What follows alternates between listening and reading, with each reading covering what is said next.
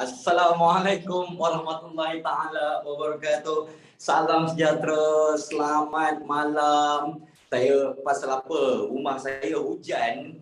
Bila hujan je router memang selalu buat hal lah. Minta maaf banyak-banyak. Tadi pukul 9 baru dia buat hal. Okay, so apa khabar semua orang? Semua orang sihat ke? Saya sesama sikit, selesema sikit. Nak tanya macam mana kita eja selesema kalau ikut tata bahasa BM yang betul? Saya selesema ke selesema? Selesema kan? Okay, so kita test mic dulu. Testing 1 2, testing 1 2 3. Okay, semua orang dengar dengan jelas Dengar dengan baik Bismillahirrahmanirrahim. Assalamualaikum warahmatullahi taala wabarakatuh. Salam sejahtera, selamat malam. Sekali lagi saya minta maaf atas kelewatan yang tak disengajakan tu. Okey, semua orang notes dah download belum? Dah. Hi, good evening lah. Apa pula good night ni? Jadi pada siapa yang tak tahu, pada siapa yang tak ingat apa benda yang nak kena ada dekat tangan, ini yang sepatutnya anda ada dekat tangan lah. Okey, ini sepatutnya yang anda ada. Hai, makin handsome. Terima kasih. Okey, ada tak dekat tangan semua orang? Ada happy holiday. Seronok lah, semua orang happy lah. Oh, mic tu beli dekat mana? Okey, siapa yang berminat tu? Okey, Danish, kenapa tiba-tiba tanya pasal mic tu? Kenapa tiba-tiba tanya pasal mic? Nak beli ke? Okey, jadi kalau nak beli boleh je. Dia biasanya mic yang saya pakai ni ada jual dekat kedai-kedai kamera. Kedai kamera biasanya jual. Nak IG, okey, kau nak tanya soalan ke apa semua Okey, jadi IG saya di syahiran.s. Boleh tanyalah kalau nak DM, tanya soalan ke, ada apa homework ke, okey dan sebagainya. Okey, boleh tengok dekat IG saya, boleh tanyalah soalan Okey, so terima kasih banyak-banyak atas kesabaran anda menunggu saya. Okey, so macam Megamind. Macam Megamind ke?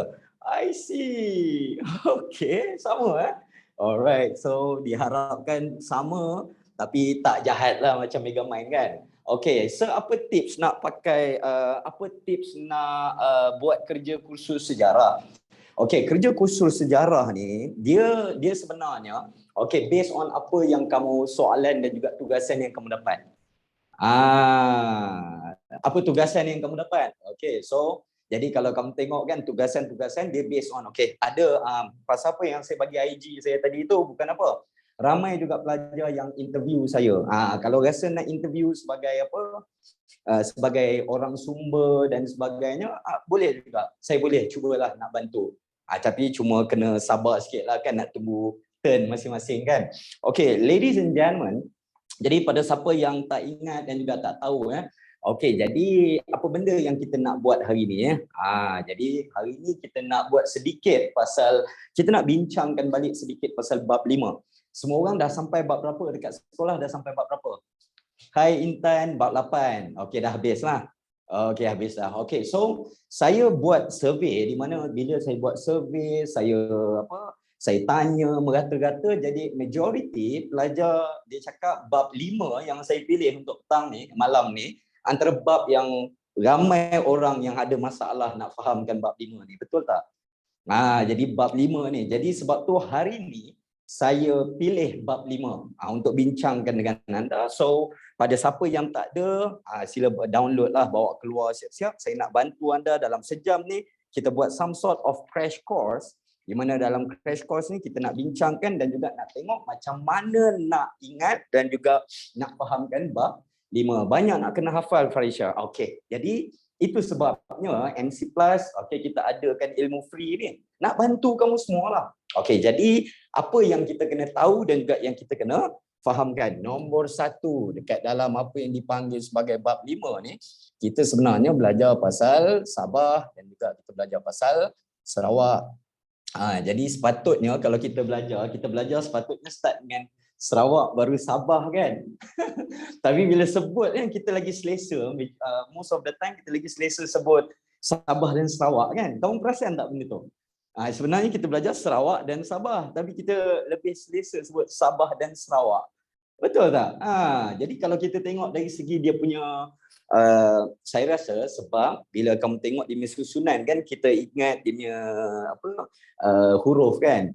Jadi B dulu kan, SA, lepas tu B dulu baru R. Sebab tu mungkin sebab tu kita rasa lebih selesa kot kan. Okay, so ladies and gentlemen, anak-anak yang saya kasihi, jadi bila dalam bab 5 ni, apa benda yang kita belajar? Okay, sebelum kita pergi pada situ, kita nak ingatkan dulu sepanjang tingkatan 3 ni, apa benda lah yang kita dah belajar sepanjang tahun ni. Ingat ke tak ingat sepanjang tahun ni? Jadi kenapa dalam buku teks Sarawak dulu? Sebab kita belajar Sarawak dulu.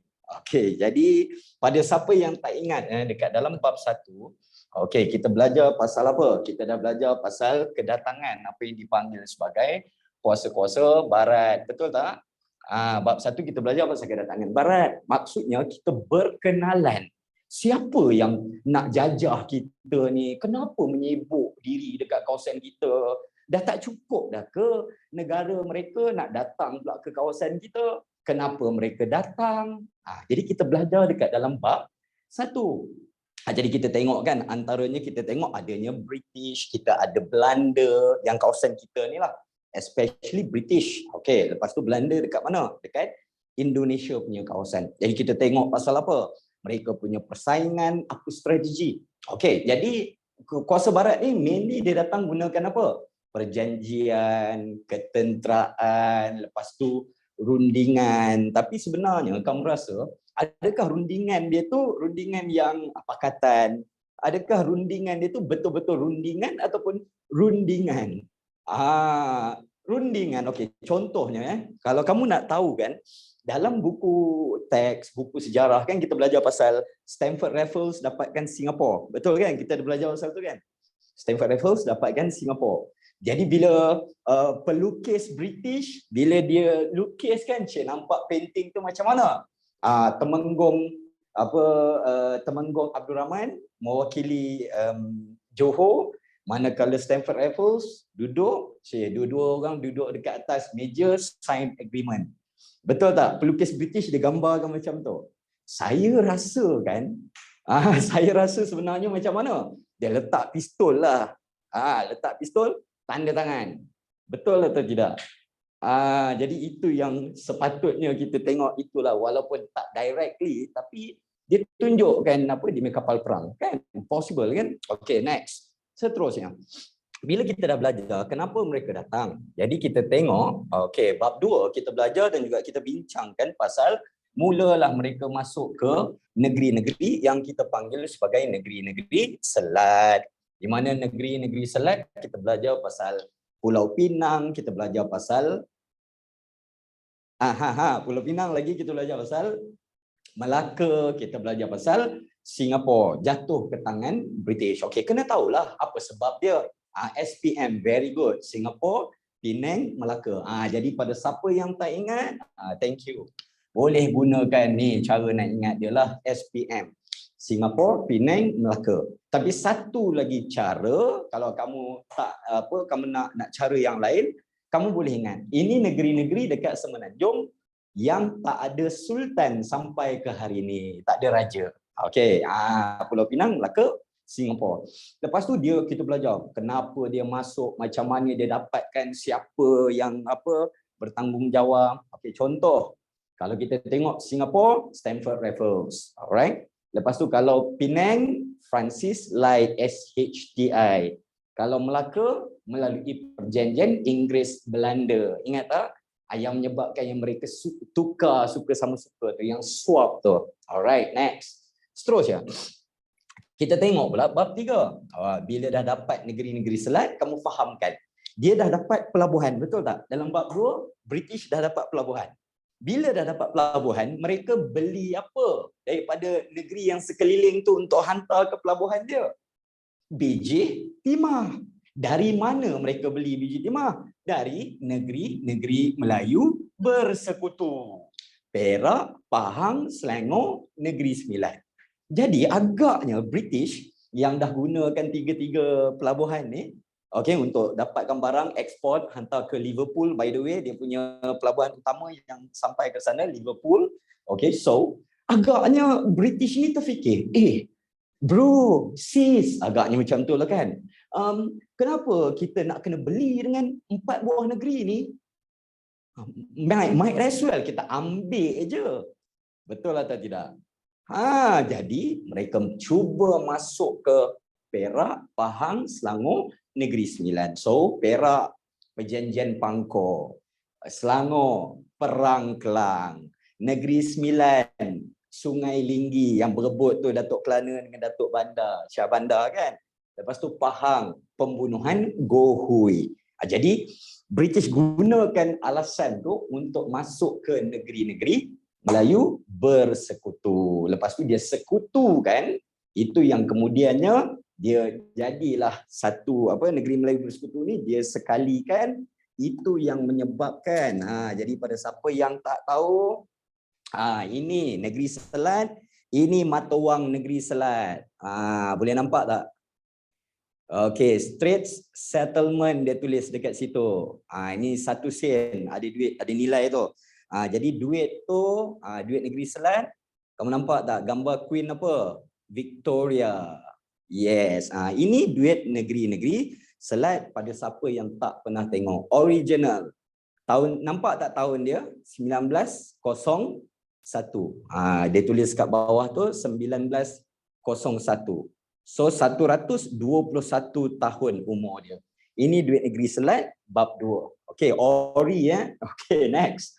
Lepas tu bila dia dah dapat pula negeri-negeri Melayu bersekutu, maka itu yang dia, ini duit negeri Melayu bersekutu. Nampak tak?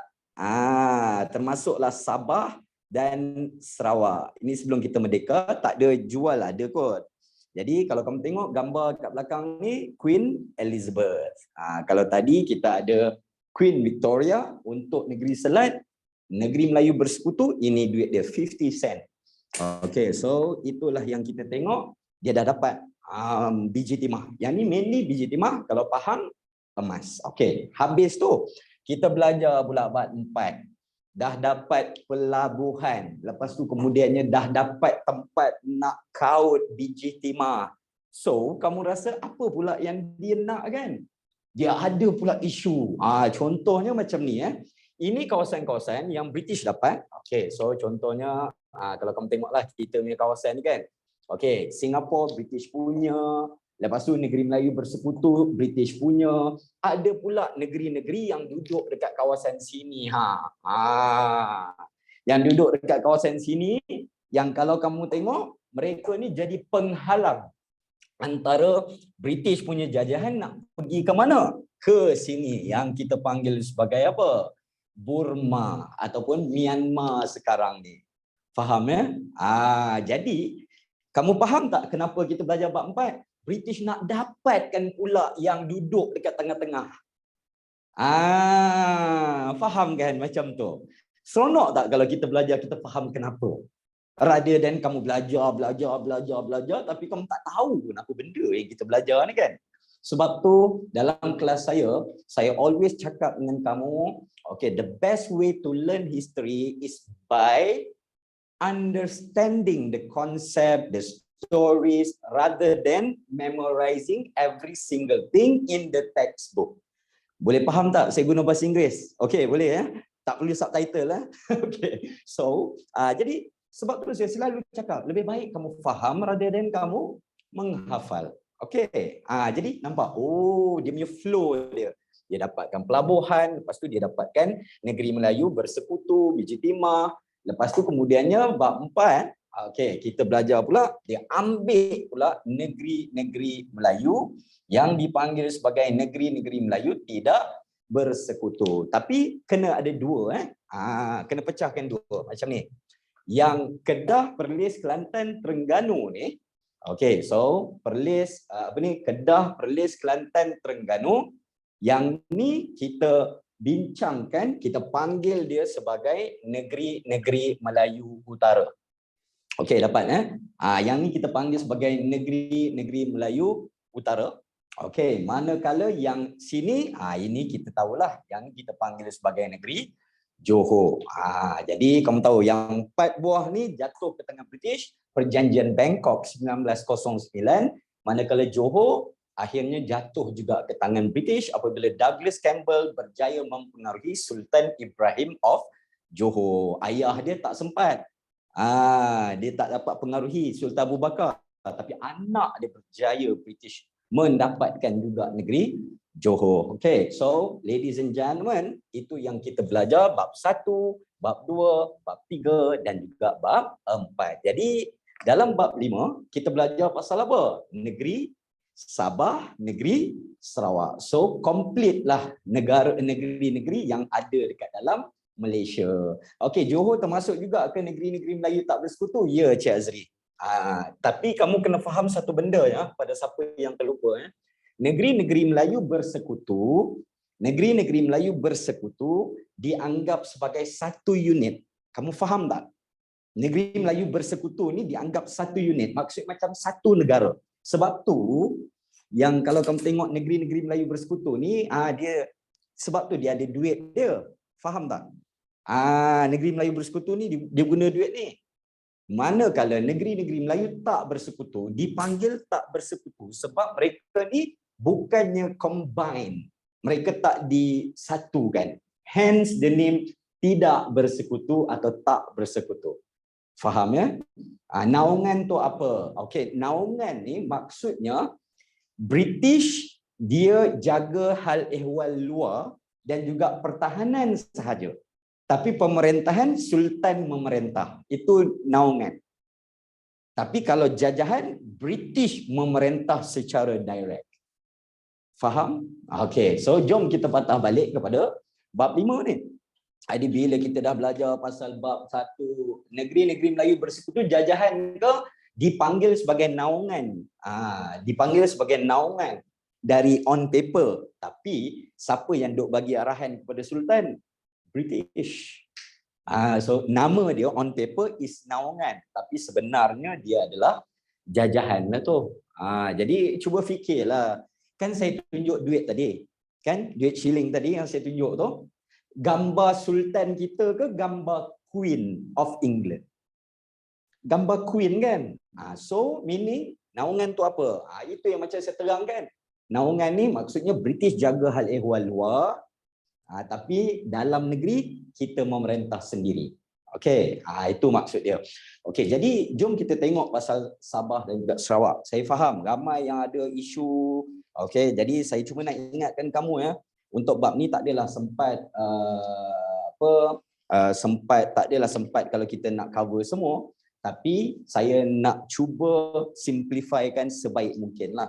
Okey, dekat dalam bab 1, bab ni, bahagian yang pertama maksudnya 5.1 ni, kita belajar pasal dia punya sistem pemerintahan. Satu, kamu kena tahu bahagian yang ini, kamu kena tahu dan juga kita kena fahamkan sistem pemerintahan yang ada dekat negeri Sarawak dan Sabah. Jadi sistem pemerintahan dekat Sabah dan juga Sarawak ni, kamu tengok tak dalam notes tu, saya simplifykan dia. Di mana kalau kamu tengok saya simplify kan. Okey, so contohnya kan, kalau kamu tengok kan dekat situ dia ada sistem kesukuan. Nampak tak? Okey, jadi yang pertama yang sama untuk Sabah dan juga untuk Sarawak.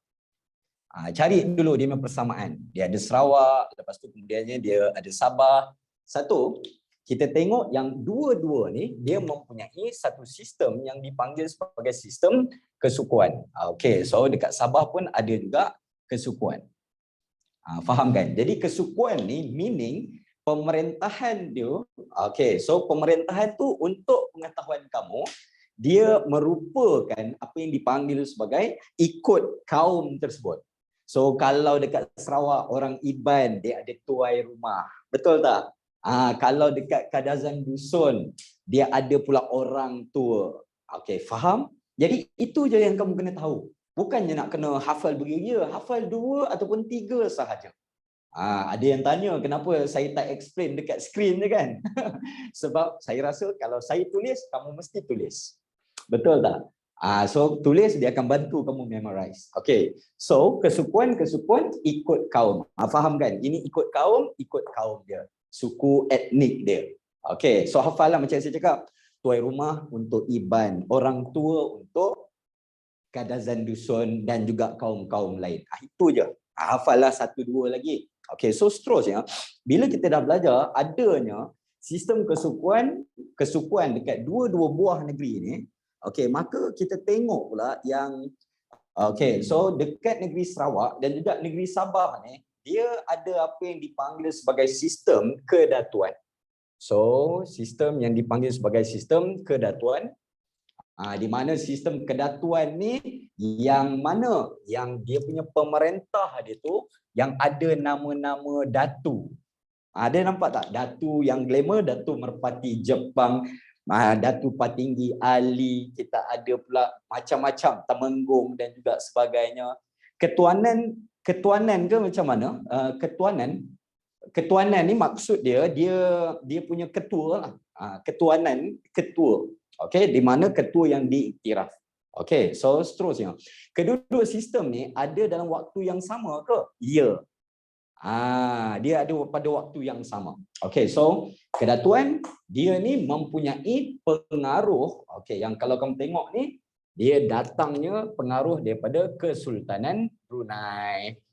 Jadi Sultan Brunei yang bagi mereka ni apa yang dipanggil sebagai gelaran tu, datu. Okey, so kamu nak faham senang je. Biasanya yang datu ni Melayu. Kalau yang bukan Melayu, Temenggung. Pernah tak dengar nama Temenggung kan? Temenggung juga. Contoh Temenggung juga tak silap saya dia Iban. Okey, jadi kalau ada yang Datu Temenggung itu bawah geng ni lah. Okey, kenapa Brunei tak masuk Malaysia? Mereka tarik diri Adilia last minute tahun 1960-an tak jadi nak join. Okey, so kalau dekat Sabah pula, kalau kita lihat dia ada juga yang dipanggil sebagai sistem. Okey, dia ada yang kalau kamu tengok kan dia ada dua pengaruh. Satu, dia ada pengaruh Brunei. Lepas tu kemudiannya dia ada pula pengaruh dari Sulu. Jadi pengaruh yang dari Brunei dan juga Sulu ni kebiasaannya kita panggil yang dia yang ni dia menguasai kawasan barat. Brunei ni kawasan barat, manakala yang Sulu ni pengaruh dia kuat dekat mana? Timur. Senang je. Sebab apa? Kesultanan Sulu ni sebelah kanan, Brunei ni sebelah kiri. Jadi sebab itulah yang ni dia kontrol belah barat, yang ni kontrol belah timur. Tetapi mereka tak memerintah direct. Dia guna kedatuan juga. Dia guna sistem kedatuan juga. Okey. Jadi pembesar-pembesar dia, okey, dia biasanya kalau yang datu tu majoritinya datang dari apa? Sulu punya pengaruh. Biasanya yang itulah. Jadi mereka ni biasanya dia memerintah dan juga dia akan hantar ufti kepada Sultan Sulu. Alright. Kamu tahu tak kan yang Sulu sampai sekarang masih claim Sabah daripada kita. Tahu kan benda tu kan? Yang baru-baru ni yang ada minta berapa bilion tu. Yang rampas Petronas punya tempat. Okey. Kamu tahu sebab apa? Sebab dia claim inilah yang ufti datu ni bayar. Kamu faham tak? Jadi bila Malaysia dah take over, datu dah tak ada, tapi kita still kena bayar pada dia. Itu yang diklaim oleh Sulu. Alright. Next. Seterusnya, dia ada pula satu, kenapa pengganas Sulu serang Lahad Datu? Sebab ni lah. Sebab dia mengaku yang Sabah mereka punya. Okay, next. Lepas tu dia ada satu lagi yang dipanggil sebagai sistem ketua bebas. Senang je, ketua bebas ni pun dia ada kaitan dengan Brunei dan Sulu. Macam ni. Kawasan, kamu tahu kan Sabah besar. Jadi kawasan barat ni di bawah Brunei. Kawasan Sulu ni timur bawah Sulu. Jadi kamu rasa ada tak daerah-daerah kawasan-kawasan yang terlepas, yang tak duduk bawah Brunei, yang tak duduk bawah Sulu? Kamu rasa ada tak kawasan yang terlepas? Sebab dia pembesar-pembesar yang memerintah kan? Ada. Kawasan yang terlepas tu, nama ketua dia dipanggil sebagai sistem ketua bebas. Faham ataupun tidak? Ufti tu apa, Pami? Ufti in English kita panggil sebagai tribute. Jadi tribute ni meaning some sort of cukai. Very good, Zulaika. Dia sejenis cukai. Tapi kamu bayar untuk menunjukkan kesetiaan kamu. Jadi datu ni dia bayar kepada Sulu menunjukkan dia dia setia kepada Sulu lah. Faham ya? Okay, so Nur Halida kenapa? Okay, Vino tanya, cikgu bab apa penting untuk exam? Ini antara bab yang penting untuk exam. Especially bab 2, bab 3, bab 4, bab 5, very important. Okay, next. Seterusnya. Bila kita dah habis, kalau Sulu panggil Datu, kalau Brunei, Brunei ni biasanya dipanggil Syarif. Brunei ni biasanya dipanggil Syarif. Don't worry, MC Plus kita ada lagi sesi-sesi lain. Alright? Jadi ini antara, okay. So, inti antara baru first, second. Nana, terima kasih Nana. Okay, next. Seterusnya. Bila kita dah habis pasal sistem pentadbiran ni, kamu kena tahu yang ini sebelum kedatangan British. Ketua bebas tu tempat yang tak dikuasai Brunei dengan Sulu. Very good, Zunur. Exactly. Kawasan yang bukan bawah Brunei, bukan bawah Sulu, ketua bebas. Settle. Biasanya dia ni dipanggil sebagai golongan Syarif. Okay, next. Ada soalan lain sebelum kita teruskan? Okay, tak ada Okay, so habis ini introduction sebelum kedatangan orang-orang barat, maka itu yang kita nak tengok pula bahagian yang kedua. Maka apa yang berlaku kemasukan siapa? Apa yang dipanggil sebagai penerusan kuasa Dynasty Brooke. Jadi Dynasty Brooke pun mulalah masuk ke negeri Sarawak. So soalan exam, apa yang akan ditanya? Dynasty. Dynasty ni maksudnya keturunan. Dynasty ni keturunan. Contohnya kamu tahu kan, dekat China kan dia ada Ming Dynasty, pernah dengar kan? Dia ada Han. Lepas tu kemudiannya dia ada Qin, dia ada Chow. Okay, so nak ingat senang je, Qin Chow. Lepas tu kemudiannya kita ada Tang. Maksudnya ni satu dinasti lah ni. Okay, contohnya yang first tu Ming. Lepas tu anak, cucu, cicit. Lepas tu bila Han bunuh yang terakhir ataupun take over, maka start pula Han. And so on. Faham ya? Jadi itu yang kita lihat apa yang dimaksudkan dengan dinasti. Habis tu Tengku Wan Megat gitu ke lebih kurang. Okey, bagaimanakah JB dapat meluaskan Sarawak, kuasa di Sarawak hari itu masuk exam? Okey, Encik Firas, ini yang kita nak bincang. Jadi untuk dinasti Brooke, kita kena tahu dan juga kita kena fahamkan bagaimana dia masuk. Okey, so kamu kena tahu background story dia. Okey, so yang pertama, kenapa Brooke masuk? Kena fahamkan yang ni. Bahagian yang pertama. Jadi kenapa Brooke masuk? Jangan lupa sebab Sarawak pada waktu itu di bawah siapa? Brunei. Jadi siapa yang telah memerintah Brunei, memerintah Sarawak? Jadi seorang pegawai dia yang dipanggil sebagai Pangeran Indra Mahkota. Yang ni antara watak penting. Jadi bila dia memerintah negeri Sarawak, jadi apa yang pangeran ni buat? Oh, by the way, kalau pangeran maksudnya Sabah. Pembesar Sabah. Pembesar Brunei. Okay, jadi dia perkenalkan apa? Dia perkenalkan cukai yang sangat-sangat tinggi. Lepas tu kemudiannya dia buat pula sistem yang dipanggil sebagai sistem buruh paksa. Maksudnya kena kerja, kerahan tenaga lah. Okay, so jadi itu yang menyebabkan rakyat bangkit menentang dia. Jadi bila bangkit menentang, itu yang Brunei, okay, dia hantar Sultan Brunei, Sultan Omar Ali Saifuddin hantar uncle dia pula untuk tolong settlekan pemberontakan rakyat. So siapa nama uncle kepada Sultan Brunei itu? Itu yang kita ada Pangeran Raja Muda Hashim. Dibawa masuk pula Pangeran Raja Muda Hashim. Dan Pangeran Raja Muda Hashim ni berjaya tak selesaikan masalah pemberontakan orang Sarawak yang tak puas hati dengan dua benda ni. Gagal. Nak lawan Datuk Petinggi Ali. Maka Pangeran Raja Muda Hashim itu yang dia jumpa dengan siapa? Dia minta tolong daripada James Brooke. Faham tak? Semua orang boleh follow tak dia punya cerita dia? Simple dia. Kalau kamu faham cerita dia, dapatlah soalan apa pun kamu boleh jawab. So, masalah ditimbulkan oleh Pangeran Indra Mahkota. Ulang balik. Boleh Hafizah. Hafizah punya pasal, kamu semua punya pasal, boleh. Sekali lagi. Kenapa Brooke masuk? Soalan exam akan tanya. Satu, dia punya background story dia. Ini memerintah bagi pihak Brunei dekat Sarawak. Jadi dia kiranya macam penjajah lah, faham tak? Pangeran Raja Indra Maubotan ni wakil penjajah lah. Jadi Brunei ni memerintah Sarawak. Jadi dia perkenalkan cukai yang tinggi, buruh paksa. So rakyat bangkit menentang. Datuk Patinggi Ali ketua dia lah. Okey. Bila menentang, dia tak berjaya selesaikan.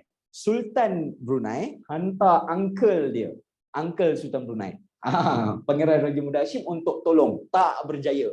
So, dia pergi minta tolong dengan James Brooke. Okay, so siapa yang tanya tu sebentar ya. Ada kawan kita yang tanya, macam mana Pangeran Muda Hashim tahu James Brooke? James Brooke singgah dekat Sarawak berdagang, Azri. Buruh paksa tu apa? Nurin, buruh paksa ni merupakan buruh-buruh yang bekerja tanpa gaji. Dia dipaksa buat kerja tanpa gaji. Siapa Datuk Patinggi Ali? Datuk Patinggi Ali ni ketua kepada orang-orang Sarawak yang bangkit menentang pangeran ni. Okey, dia bangkitlah, tak puas hati lawan dengan pasal apa? Pasal dua benda ni. Alright, ada soalan lain? Tak ada Alright, next. Seterusnya. Soalan exam. Okey, Vinod Vinod. Okey, still there? Jadi kamu kena ingat, Vinod, exam dia akan tanya ni. Kenapa Brooke masuk? So you need to understand, ini explanation kamu. Alright, dan juga watak-watak dia tiga yang utama. Alright, next. Seterusnya. Saya tengok soalan Pangeran Indra Mahkota dia di bawah siapa? Sultan Brunei. Yang offer tu Pangeran Raja Muda Hashim ke Pangeran Indra Mahkota? Raja Muda Hashim. Raja Muda Hashim yang pergi minta James Brooke. Okey. Maksudnya yang takbir Sarawak tu Sultan Brunei? Yes. Tapi indirectly lah Zakia. Dia hantar wakil dia lah. Pangeran ni wakil Sultan Brunei lah. Kayaknya macam menteri lah. Kayaknya macam menteri besar bagi Sarawak. Okey, next. Kamu tak rasa kelakar ke? Kelakar dari segi apa? Imagine kita belajar. Sultan Brunei dia menguasai Sabah, dia menguasai Sarawak. Besar tak Sabah Sarawak kalau kamu tengok dalam peta tu? Besar. Okey, tapi in the end, besar mana Brunei sekarang ni, Amani? Vinod, how big is Brunei now? Cenonet je, betul tak? Kamu tak rasa kelakar ke? Saya bila study balik, saya rasa kelakar kan? Dia terlalu pemurah. Exactly. So, ladies, gentlemen, anak-anak yang saya kasihi, this is how kamu nak this is how kamu nak rasa mudah belajar sejarah. Kamu relate kan? Yes, Ani. Kamu relate kan? Interesting stuff. Jadi interesting stuff kan? Tak pergi kan? Okay. Sabah, Sarawak besar, dia punya sekarang ni Cenonet je. Okay, next. Brunei tak claim macam Sulu, tak Muni. Okay, sebelum tu James Brooke tak ada pangkat lagi ke masa dia berdagang? Cik Hafiza, dia ni askar pencen. James Brooke ni askar pencen. Senanglah saya tulis. Okay. Dia ni askar pencen. Saya gunakan perkataan yang less formal lah. Senang nak faham. Askar British pencen kiranya. Okay, so anyone yang dekat sini yang kamu punya father ke mother ke tentera yang dah bersara ada? Okay, so dia tengah bercuti ke? Dia berdagang. So yang jabatan kat Brunei hubungkan dua wilayah terpisah tu ada lagi. Saya kurang pasti. Okay, dapat Next, seterusnya.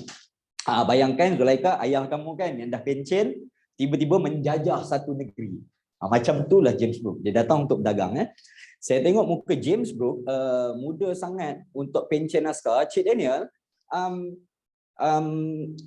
tentera, dia tak berkhidmat macam dia pencen umur 40. Yes. Dia bukannya tak semestinya sampai 50, 60 baru pencen. Pasal askar dia limit, ada yang 10 tahun, ada yang servis 15 tahun macam tu Okay, so mereka pun sama. Okay, next. Seterusnya. Jadi soalan seterusnya, Bino, apa yang dia akan tanya? Dia punya cara Brooke, JB okay, dapatkan Sarawak. Soalan seterusnya dalam exam, ini yang dia akan tanya. Di mana macam mana dia dapatkan Sarawak ni? Nombor 1, dia gunakan apa yang dipanggil sebagai rundingan. Okey, kamu nak relate kan apa? Rundingan siapa? James Brooke dengan Raja Muda Hashim. Senang je.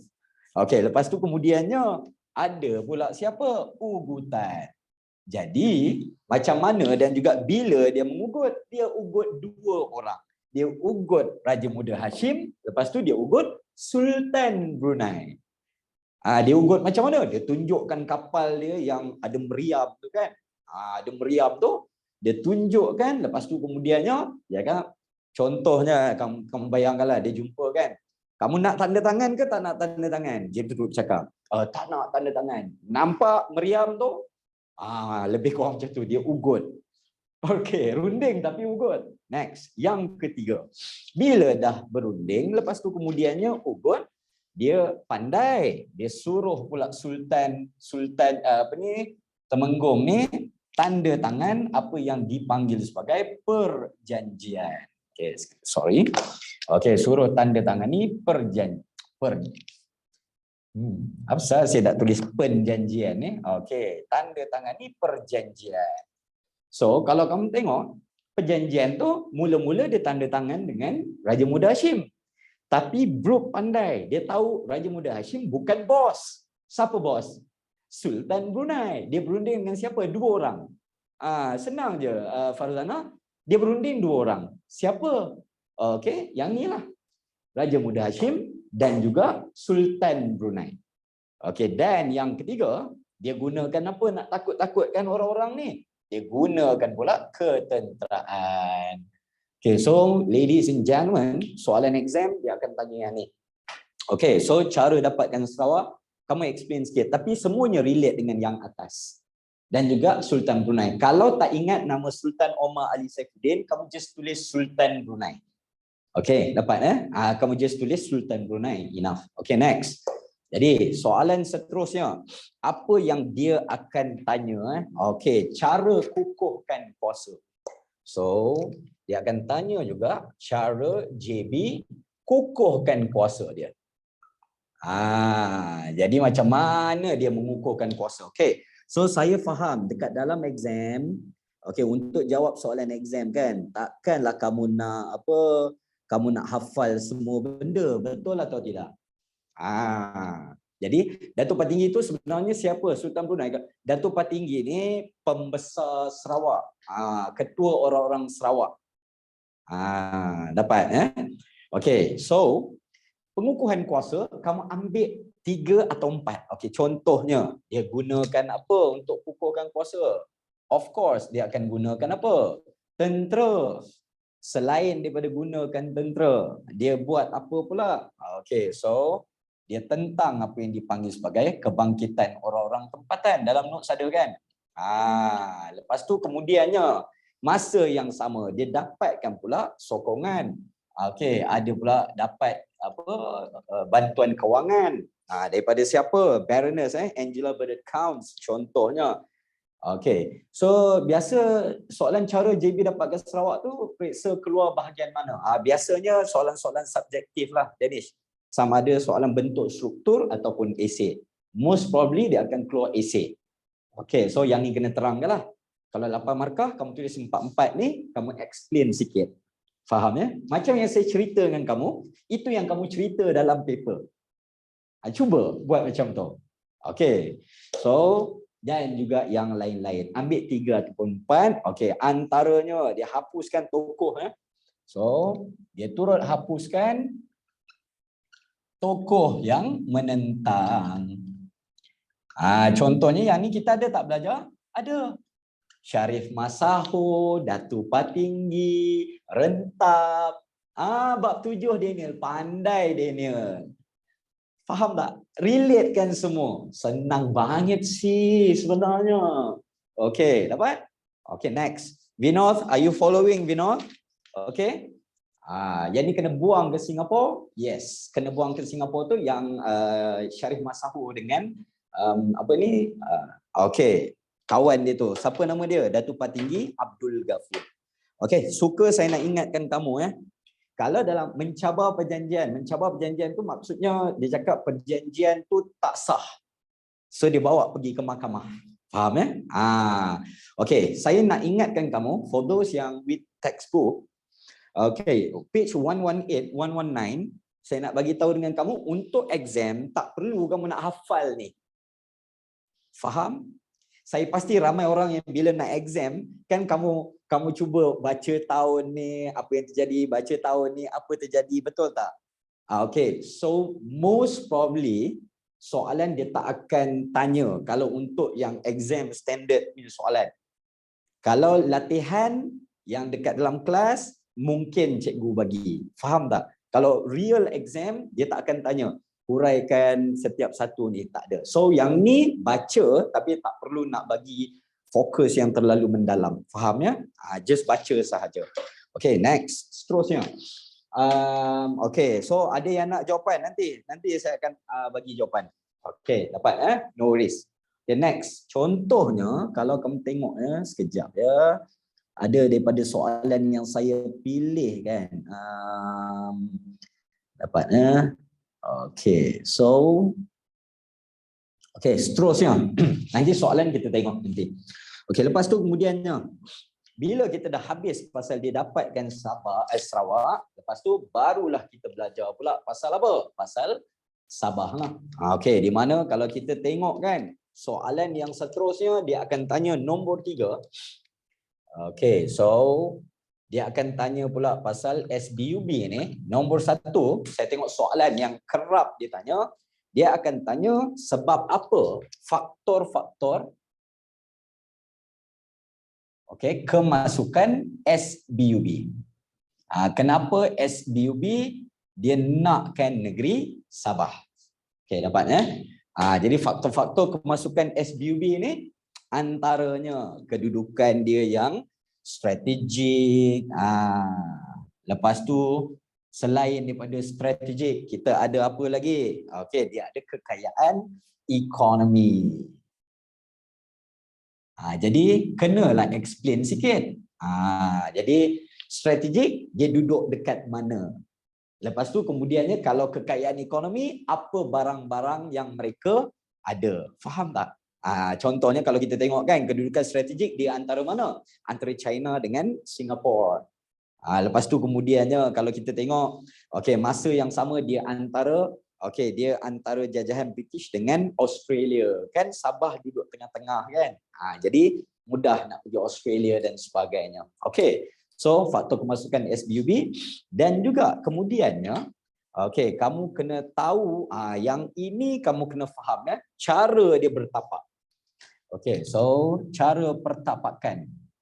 Cara pertapakan ni maksudnya macam mana yang kalau kamu tengok dekat atas ni kan, dia biasanya tanya yang tu. Yang mula-mula daripada Sultan Brunei. Lepas tu Sultan Brunei bagi kepada Charles Lee Moses. Charles Lee Moses pula jual kepada J.W. Torrey, T.B. Harris. Tahu tak? Yang tu. Ingat dia. Okay, yang pertama daripada Sultan Brunei. Sultan Brunei kemudiannya dia bagi pajakan kepada siapa? Okey, dia bagi kepada siapa nama dia? Charles Moses. Charles Lee Moses. Charles Lee Moses pula beza sewa dengan pajak. Pajak ni jangka panjang, sewa ni jangka pendek. Okey, lepas tu Charles Lee Moses dia pula akan jual kepada J.W. Torrey dan juga T.B. Harris. Tahu sikit cerita-cerita dia. Okey, dan T.B. Harris. Lepas tu J.W. Torrey dan juga T.B. Harris, dia pula jual kepada adik-beradik kan. Alfred dan juga Edward Dent. Kepada adik-beradik Dent. Okey. Lepas tu kemudiannya Dent, dia akan dapatkan piagam diraja. Itu yang menyebabkan wujudlah SBUB yang mempunyai piagam diraja. Tahu tak piagam diraja ni? Piagam diraja ni meaning kebenaran daripada kerajaan British. Faham tak? Pengiktirafan. SBUB kan masuk Sabah, tapi apa nama SBUB sebelum dia masuk Sabah? Apa nama SBUB sebelum dia masuk Sabah? Syarikat tu tak wujud sebelum masuk ke Sabah. Faham tak? Bila mereka nak ambil Sabah, baru dia buat company tu. Semua orang boleh follow tak? Maksudnya company tu baru. Dah jajah Sabah, baru dia buat company tu. Yang ni buat. Dia bergabung dengan piagam diraja ni apa? Okey, piagam diraja ni, dia merupakan pengiktirafan kerajaan. In English kita panggil sebagai Royal Charter. Dipanggil sebagai Royal Charter. Okey, siapa-siapa yang ada dekat rumah ada sabun Dettol, siapa Dan, adik-beradik peniaga lah. Kalau kamu ada sabun Dettol, cuba kamu tengok dekat belakang packaging sabun Dettol tu, dia ada tulis dekat belakang tu by the appointment of Her Majesty's Queen of England, bla bla bla bla bla. Maksudnya dia dapat pengiktirafan, Dettol dapat pengiktirafan kerajaan British. Ya, piagam dia tu. Ya, piagam lah tu. Contoh piagam. Dekat Dettol ada. Dia ada lambang Queen dekat belakang tu. Lepas tu, kiranya macam, okey, Anis, kamu ada produk. Anis buat produk tudung awning. Tudung awning Anis, nama dia. Okey, lepas tu kemudiannya, bila dah dapat tudung awning Anis, tiba-tiba kamu tengok yang Permaisuri Agong.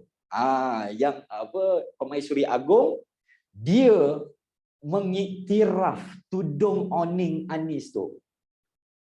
So ramai tak beli? Ramailah. Jadi kenapa dia bagi piagam diraja ni? Supaya orang percaya, pemodal percaya nak bagi duit. Siapa yang tanya tadi maksud piagam tadi, dah faham tak?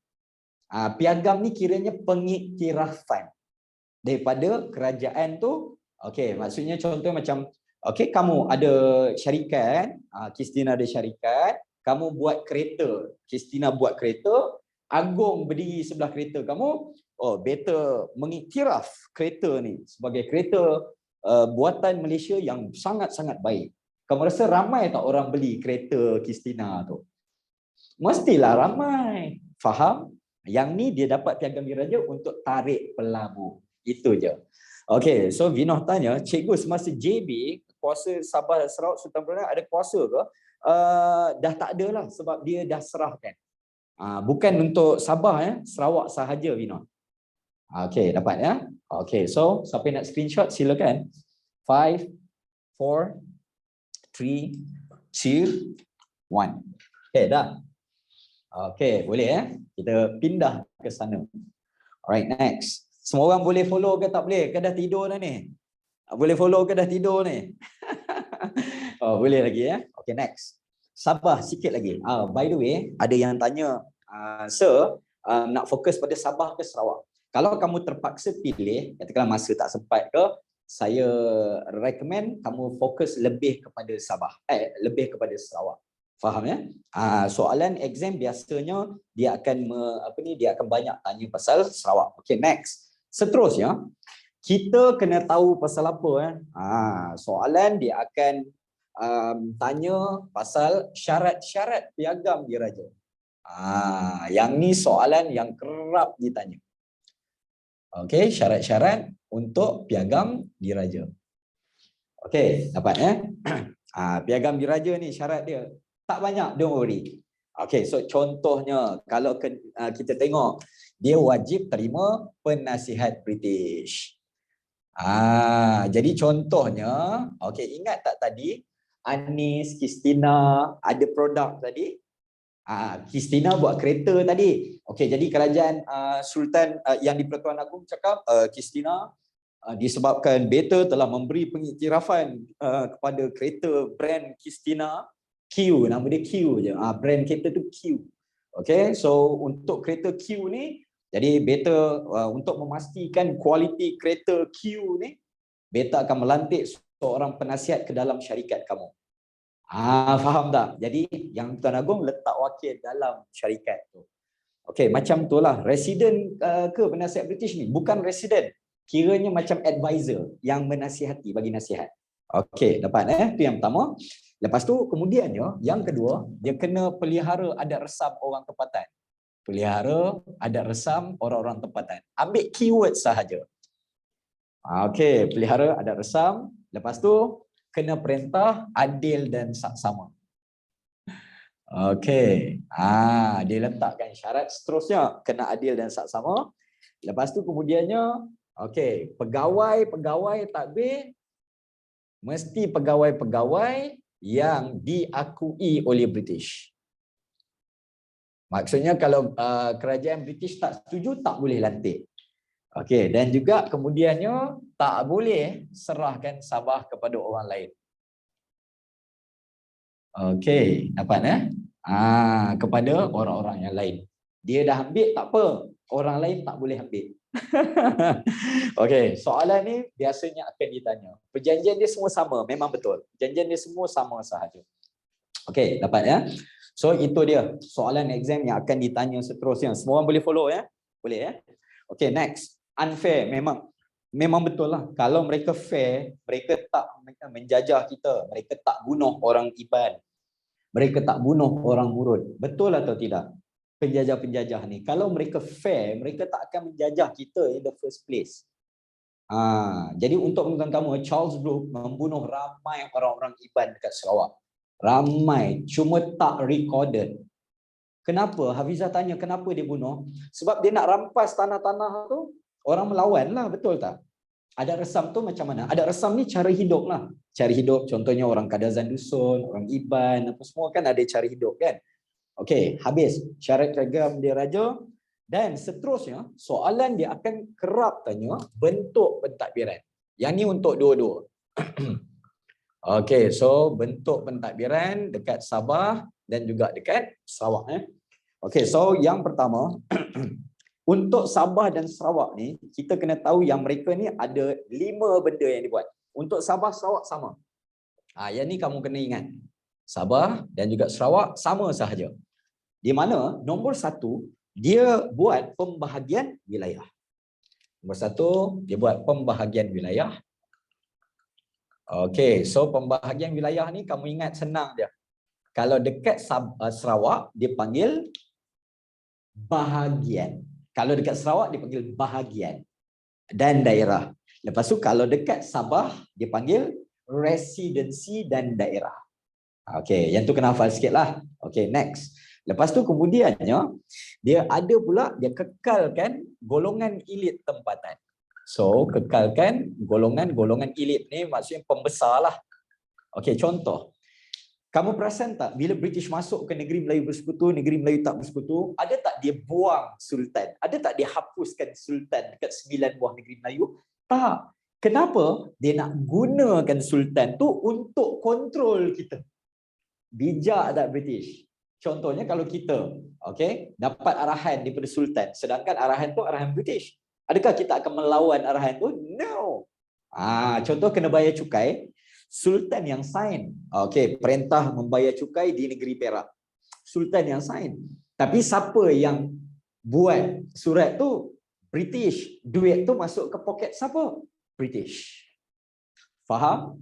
Sama juga. Dikekalkan golongan elit untuk kontrol orang-orang tempatan. Contoh, orang Iban, ketua Iban lah. Kalau orang Kadazan Dusun, orang Kadazan Dusun lah. Lepas tu, ia buat pula apa yang dipanggil sebagai pentadbiran yang ada hierarki. Okey, so pentadbiran yang ada hierarki. Hierarki ni maksudnya ada level. Syarat-syarat piagam diraja bagi Sabah Sarawak sama. Okey, Nur Syifa, berita baik dia, piagam diraja Sabah sahaja, Sarawak tak ada. So nanti kalau note sini upload kat app boleh ke? Dekat app memang ada lah Zara. Sultan ada kuasa tapi British bagi resident dan sultan wajib ikut kata resident British. Yes, memang betul sebab. Okay, next. Seterusnya. Yang ni kan note si semua. Kamu maksudkan ini. Okay. Kalau ini saya akan letak dekat story saya. Kejap lagi tengok. Okay, so hierarki tu apa? Level. Level. Hierarki ni level. Contohnya, kalau dekat kamu dalam adik-beradik. Okay, so kamu dalam adik-beradik, maksudnya ada Abang Long, ada Abang A, ada Along, dia berperingkat. Macam carta organisasi. Okay, next. Seterusnya. Okay, lepas tu kemudiannya, habis yang ni, 3. Okay, by the way, saya rasa yang paling mudah pada siapa yang nak notes ni, kamu just print screen lah. Print screen, clear kan? Boleh nampak jelas kan? Kamu screenshot je. Sekejap lagi saya bagi full. Okay, next. Seterusnya. Okay, sikit lagi. Okay, lepas tu kemudiannya dia ada pula berasaskan kaum. Dia punya pentadbiran dia berasaskan kaum. Okay, setiap kaum dia ada ketua dia sendiri. Okey, dan juga yang terakhir dia ada perundangan. Yang ni kamu kena baca sikitlah. Perundangan kalau untuk negeri Sabah macam mana, negeri Sarawak macam mana. Okey. Biasanya soalan-soalan dia akan tanya soalan-soalan yang berbentuk macam ini. Okey, so boleh kita go through sikit soalan dia. Okey, di mana contohnya kalau kamu tengok pada siapa yang nak nanti jawapan saya minta upload Okey, jadi kalau kamu tengok contohnya soalan-soalan dia banyak tanya soalan yang general, faham tak? Soalan banyak dia tanya soalan yang am. Okey, am ni maksud dia, okey contohnya dekat sini pada siapa yang ada soalan tu. Okey, so kalau kamu tengok senaraikan 3 suku kaum yang terdapat di Sabah dan Sarawak. Okey, yang mengamalkan sistem kesukuan. Okey, general kena hafal sikitlah yang tu. Nyatakan tugas pemimpin tersebut. Jadi kamu tahulah tugas-tugas dia mentadbir, jaga keamanan. Lepas tu kemudiannya jelaskan ciri-ciri pemimpin. Yang ni general. Pemimpin dulu, pemimpin sekarang, yang mana yang baik, apa dia punya ciri-ciri dia. Okey, so seterusnya kita ada pula satu lagi, 2 strategi kuasa asing untuk kuasai Sabah. Jadi kamu dah tahu dah apa benda yang kita belajar tadi kan? Pentadbiran berhierarki maksudnya ada step-step dia, ada susunan Nur Akilah. Syarat yang perlu dipatuhi untuk menerima piagam diraja. Ingat tak yang tadi tu? Yang ini. Yang ini. Yang syarat-syarat piagam diraja tu. Okey, terima kasih. Okey, next. Dan C, kesan pemberian kepada SBUB. Pemberian diraja. Jadi dia menguasai Sabah, dia boleh kontrol Sabah, pendapatan dan sebagainya. Okey, dapat Okey, so ladies and gentlemen, itu je masa yang kita ada untuk malam ini. Siapa nak cincot silakan. 5 4 3 2 1. Okey dah. Okey, so both sides, pada siapa yang nak cincot? Okey, sekejap ya. Alright, masuk tak? Sekejap. Alright, masuk tak semua? Masuk 5 4 3 2 1. Bila kamu screenshot, clear tak? Kamu punya boleh baca tak tulisan ni? Okay, so hopefully you guys and girls enjoy the class. Terima kasih banyak-banyak. Saya hargai masa anda. So until the next time, upload answer. Nanti saya akan upload answer dia. Buat dulu. So jaga diri baik-baik. Assalamualaikum warahmatullahi. So stay with the class. Stay with MC Plus. Good night. Take care. Bye-bye.